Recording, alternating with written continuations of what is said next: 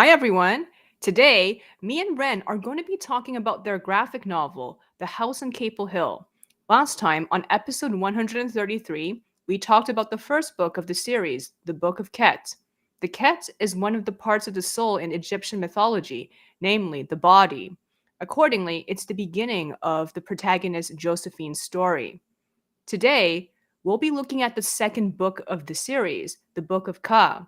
Ka is the spark of life that distinguishes life from death.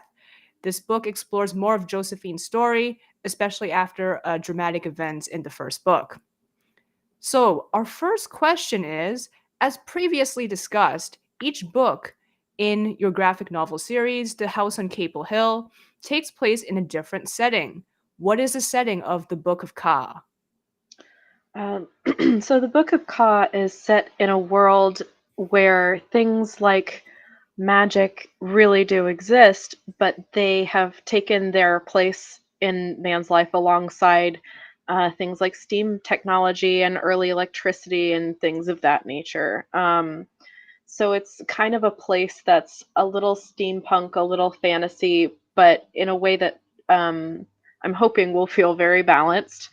The story in particular takes place um, in a sort of an alternate version of Britain. So where we think of Britain and its culture, imagine it, but with much more Germanic influence, like complete Germanic influence.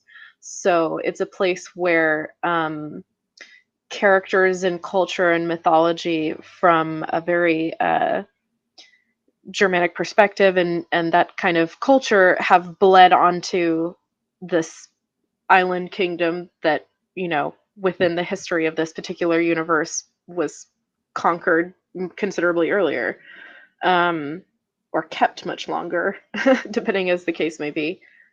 Mm-hmm. And how does this setting compare to the setting of the Book of Khet? In the Book of Khet, we saw kind of a fantasized Britain, but it feels very familiar as British. Um, but it's a culture where things that might be considered witchcraft are just kind of a folksy tradition in their perspective. So those things have social and cultural significance, but they don't have any tangible effect or power. Right, but then in the Book of Ka, there is a tangible effect. Exactly. So part of the symbolism that I was trying to use for that is that, you know, the body has substance, but without the ka, without a life spark, it can't make any difference in the world, right? Um, Mm-hmm. so I'm trying to kind of evolve those ideas as we go along, which presents its own challenges as there are 9 steps. But that's that's my problem. Right, and there are actual, mythological figures that appear in this book. So, in the second question, we'll be talking about one of these figures. Who is the Earl King? What mythological figure from real life was he inspired by? So the Erlking is taken from a German folkloric sort of Lord of the Forest character, but he was very sinister and he was called Der Erlkönig, which is so many vowels in one place. But which translates very literally to the Earl King, Earl being a specific type of tree in German. Um, And the interesting thing is that there's not necessarily a lot written down about him, but he is such an enigmatic and easily recognizable archetype that he's been there long enough that even in the few references back to him that we have, he's clearly very well established almost in a Robin Hood kind of way. Like, we don't really know when that started. The references back to it already feel like it's an old legend even then. So there's a sense of being familiar with him, but also at the same time not having a lot to know, not getting a lot to know about him. But he's sort of this shadowy lord of the forest. A lot of what I interpreted out of this was inspired by a German art song, I believe by Schumann. It's a really brilliant song that narrates a story about the Earl King pursuing a traveler through the forest, which was kind of what he and his daughters did. Was they were sort of like sirens in the sense that they would lure people off of their path, usually to destruction in one way or another. And they Hmm. definitely, at least from what I've been able to glean, that is, it's a sport. It's something they derive pleasure from. And I just kind of tried to take that and turn it up and turn it to a psychological um sort of torment rather than just physical destruction, because that's, and honestly I think that's kind of the implication of the Earl King, is that he represents the wild, the unknown, insanity, madness, chaos, um and leaving the path of order and faith and so on would ultimately lead to your destruction, whether that be psychological or spiritual or physical. Hmm. I think I know what you're talking about. I think various composers have made songs about the Earl King, but I do recall listening to an art song, a Lied, by I think Schubert, and he actually I actually studied it in school, and I remember there was a painting of a very dark forest, and then you see the Earl King, who is this figure in white, and he's chasing after someone on a horse, and I think he was trying to It was abduct. after his son. Yeah, his son. He Yeah. was, abducting children. Yes. And that song is so terrifying in a sense. You have the underbeat of the piano that feels like hoof beats throughout the most part, but every time the Earl King is the one singing, that stops and you're out of reality for a minute. And that is definitely an idea that I wanted to play with here, because the Earl King and his family, you know, they take Josephine out of reality for a period of time. But what happens in that unreality still sticks with her. Mhm. And is this setting an alternate timeline from the first one? So does that make it like a surreality of another surreality? Yes, yes, it does. Because this timeline that Josephine has landed in is a different one than the one she came from. She spends a great portion of the book building a time machine to try and get back to the day of her wedding, the day everything went wrong. And she gets to the right date and time, but she finds that the situation is not what she left behind because she's been in a future that wasn't even her own. It's a different universe. And there was no way she was going to be able to just go back in time to save Claude.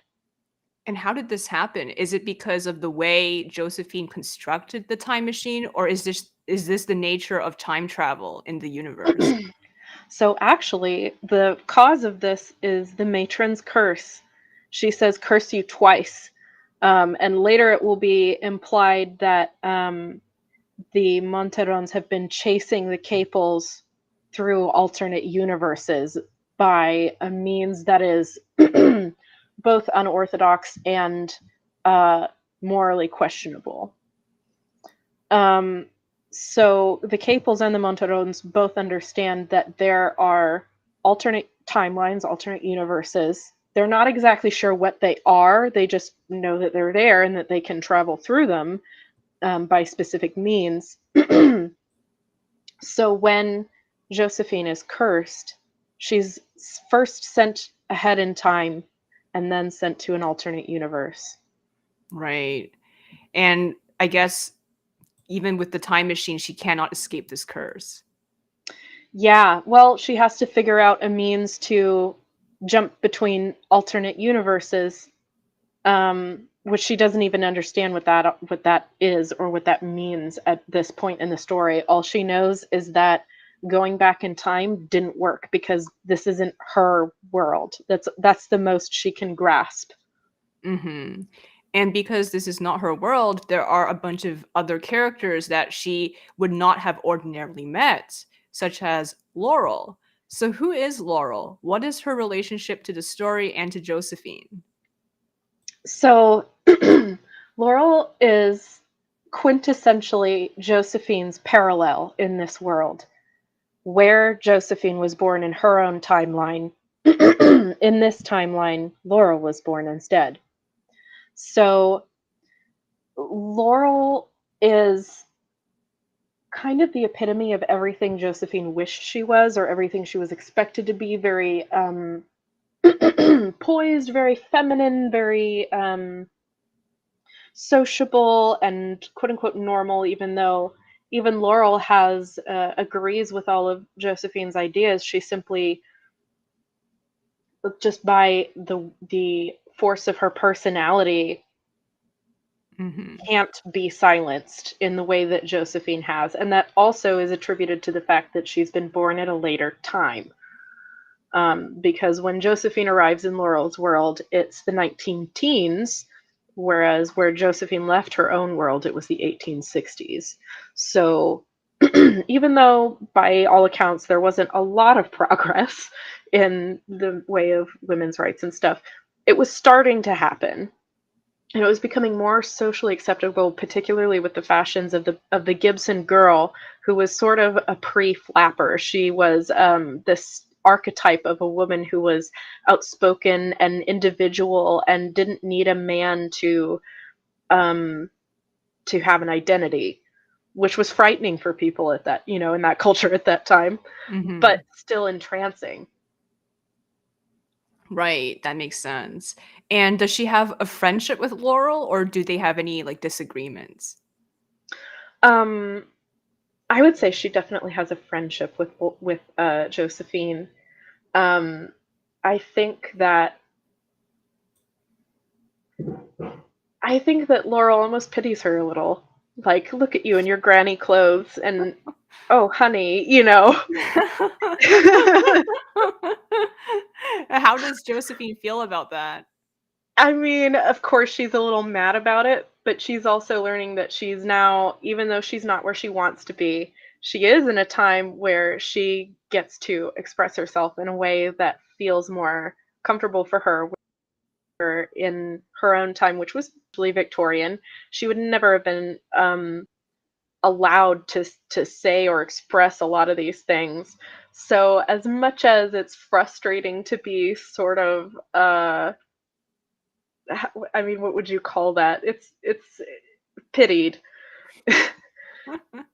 As much as that is frustrating, Laurel is at least helping Josephine understand that you can do better. It's okay. We can get there together. Right. And how does this connect to the Earl King? How does Josephine meet the Earl King's family? And how does that tie in with Laurel? Hmm. So, um, at the end of the Book of Khet, Josephine has met a seemingly average young man named Peter Earlwood, which is already kind of a hint. So he turns out to be a member of the Earl King's family in disguise, because he sees Josephine appear, from wherever she's been coming from, and is obsessed. So quintessentially, the Earl King and his family sort of slowly lure her in. She's in a world she doesn't understand that they've promised to help her navigate, basically. Um, and they prey on the ignorance. They prey um, on her ignorance and lack of, understanding anything that's going on. And so, but along that way, as part of earning Josephine's trust, initially, um, Peter Earlwood helps her track down what happened to the Caple family in this universe, since they're not there anymore. And they manage to find Claude's little brother, who explains how he escaped that night, vaguely, but he's been put in a, a mental health facility, for lack of a better word for what they had for that back then. Um, So no one believes him except for Josephine, and Peter is kind of just playing along so that she'll trust him. So she tries to find her own family, and she can't find any record of them. She can't find anything about them. So, there are a few wild grasps where she's like, well, stuff looks familiar but a little different. So, she was able to locate the Capel's residence, Caple Hill. That went successfully. So there are a couple of other times where she's like, well, maybe if I go there, it'll be like just different enough. Um, but when she gets to where her own house would have been, there instead is this wildly different house with a different family, a similar family, but a very different family living there. And their youngest daughter is Laurel. I see. And Peter starts sinking in his claws into Josephine at that point, right? Yeah, so Peter he's kind of like, they're not there, just give up on it, and kind of drags her away from that search because he's tired of playing along. She gets dragged into the unreality that the Earlwoods put her in, and once she gets out of that, she decides to go on that search again, and that's when she connects with Laurel and really meets her, and they become friends at that point. I see. That makes sense. So I don't think Laurel actually has much interaction with Peter then. No, and that is very purposeful because Laurel would have been Peter's intended target if Mm. Josephine had never shown up. Um, so I needed to keep away for him to, he's just kind of bored of the chase at that point. He has no idea that the two are connected in any way. He's just like, I'm all right. We found out about the Caples. Let's move on to our life. Um, and after she's done with that, Josephine decides that there's still something missing that she needs to know, and that's when she really reconnects with Laurel. Right. So what are the themes of the Book of Ka? What does Laurel symbolize without spoilers? And how do the themes of this book compare to the Book of Khet? Hmm. So where the Book of Khet, I think, was definitely about wondering what makes you who you are. The Book of Ka is more about it's starting to answer that question. Um, a big theme of the book is going to be the idea that um, being physically, bodily okay does not always necessitate a whole person being okay. Um, I feel like the Book of Ka is about um, it's about reconnecting with our own spark of life and understanding that it is uh, unique to each individual. So, uh, it's about digging through the problems that you might have at present to find the real kernel of um, who you are without anybody else. Hmm. And within Egyptian mythology, the Ka was a part of the spirit, the life spark. Um, and the Ka, like the Ket, required sustenance, and Egyptians would leave food offerings for the Ka. So there's definitely going to be a big theme of nourishing yourself to keep your Right. spark alive. Right. And I think Laurel and Josephine's friendship is part of that nourishment, right? Absolutely, yes. Right. And there was someone who was keeping the spark of life away from Josephine, and that would be Peter, right? Yes. The Earl King, as I've portrayed him, seeks out that spark in particular. That is what he's preying on. And what makes it enjoyable is dragging it out, which is horrifying. But given the kind of entity that the Earl King is, doesn't really feel like a shocker. Um, so part of what tells them that there is a spark there is individuality. And Josephine has that in spades. And she also appeared where she was when Peter found her via means of magic. So he believed that that was what she was and what she had. And um, ultimately, they do like make a long, prolonged, and intense attempt to eradicate Josephine's spark of life. But fortunately, they fail. Mm-hmm. What does the Earl King seek to do with the spark of life? What does it give him? The only joy he ever sees. It's like a, how would I say? It's kind of,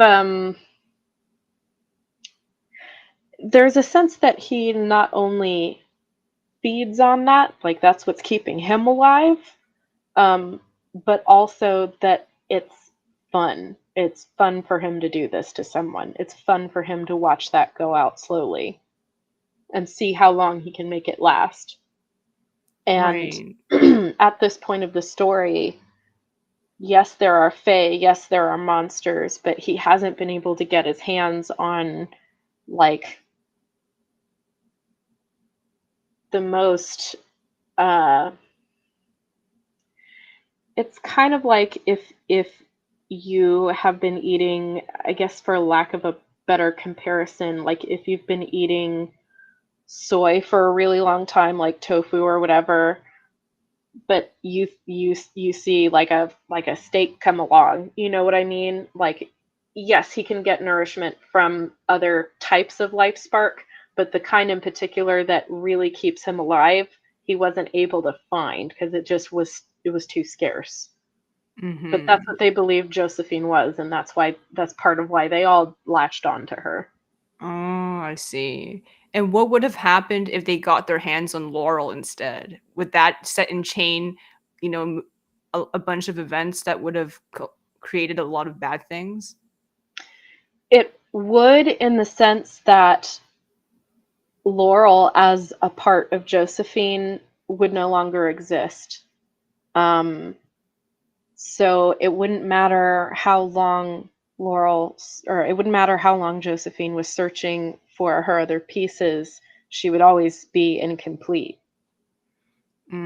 And Right. that would Because have had its own uh, consequences. that's true. So Josephine wouldn't be able to finish the journey. Exactly, exactly. And Mm-hmm. there there is a bigger consequence that's a part of that. I don't want to give away too many spoilers, but it's very much the concept of butterfly wings and hurricanes. We might think of an event as not very big, or we might think of an event as um, lacking in meaning, but small events do still set the dominoes off. They start that chain reaction. So an alternate action would have led to an alternate reality for them. That makes sense, especially since there are so many different universes and timelines in the series, Yeah. right? So what is after the Book of Ka? After the Book of Ka will come the Book of Ib, um, which, within the scope of Egyptian mythology and what the Ib meant, it was not only the physical heart, but also um, the seat of your will, the seat of your thoughts and your emotions, much in the cultural way that we use the word heart today. Mm-hmm. I see. And no spoilers about the book, but what setting will it take place in? A setting very familiar to all of us, just modern day, no magic, the world we live in. Oh, that's actually so surprising. I didn't know that this would be one of the settings in your series. It is. It is. I thought it would be kind of um, I don't know. I guess that it would feel very honest, and we'd have to see me transition from quasi fantasy writing to something very contemporary, but no less poetic. Mhm. I can't wait to see which part of Josephine appears in this story and how Josephine will react to a reality that's very different. It'll be very different indeed. I can't wait to script out what she thinks for the first time she sees like a regular car. Or a computer. Yeah, yeah, or a computer. Yes. So we'll be talking about that soon. Or do you want to talk about the Book of Ba, which you have written the outline for, which is Ooh, further down the line, but we already do have the outline for that. it is further down the line. And I think part of the thing that I've tried to keep nice about these is that they don't have to be spoilery, even though we're looking at a piece way further down the line. Um, ooh, I think we might have to chat about that because I'm not, not sure. I still have a lot of work to do on the Book of Eve, even for just an outline. But yeah, we'll have to talk about that. Yeah, definitely. So any other topics you wanted to cover about the Book of Ka? um, uh, it's funny how when you get asked the question, all the ideas just they leave. Um, I think we covered it. Yeah, I think we did a pretty good summary of the major themes and, without making it spoilerish. Yeah, yeah, I Mhm. agree. Do you think the Book of Khet or the Book of Ka will be easier to draw? Oh, I think the Book of Ket will be easier to draw, in the sense that I'm pretty good with costuming. I'm working on architecture and such. Um, I'm miserable at drawing cars and things, which there will be like early, extremely early uh, cars featured in the Book of Ka, as well as I'm having to do a lot of research about different styles of magical practice to see like what do I want this to look like? What kind of system do I want to create in this book? Um, so I'm trying to give myself some ideas, and that's not going to come into play in the Book of Ket. It's Mhm. I feel like that one is one of the most straightforward, and it was intentionally so. Right. I think the Book of Ka has a lot of beautiful imagery from what I've seen in the outline so far, especially, no spoilers, but near the end, especially. Oh yeah, and I was trying to borrow from a little bit of everything, but I think I wanted to make the appearance of characters who felt very obvious, but might not have been expected within the context. I mean, I think the Earl King was another example of that. Like, again, even though not everybody has necessarily heard the song, um, if you present someone with imagery of him, there's something clicks, the bell rings, and I wanted to create those moments for readers throughout the books. Mhm. Yeah. This is a great discussion. I can't wait to learn more about your series and the future books. Thank you so much. It's been a Thank pleasure. you. Yeah, thank you. Thank you. Bye.